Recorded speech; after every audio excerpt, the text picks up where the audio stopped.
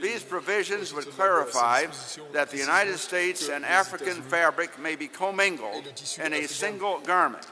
allow African fabric to be used under the short supply provision, and make the preference program for the knit-to-shape items retroactive. These provisions are non-controversial, but will have an immediate impact on companies in Africa. The legislation is being held up, unfortunately, due to unrelated issues.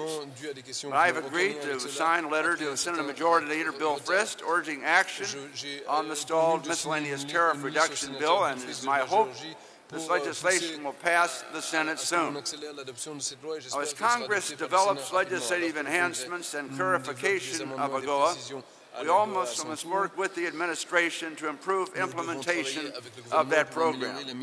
Many African countries and companies have experienced difficulties complying with the requirements of the AGOA legislation. The United States has provided technical assistance that has been very effective in some areas, particularly in helping African countries to develop customs procedures that are required under the legislation in order to be eligible for tariff and apparel benefits. More needs to be done under this category of technical assistance and trade capacity building. This combination of trade and aid will serve as a model for future trade agreements and trade preference programs.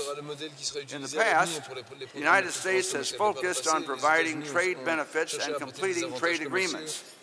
In recent years, there has been a new focus on technical assistance that can help countries to understand and to comply with the requirements of the United States programs, and on capacity building designed to help countries take fuller advantage of the trade preference programs.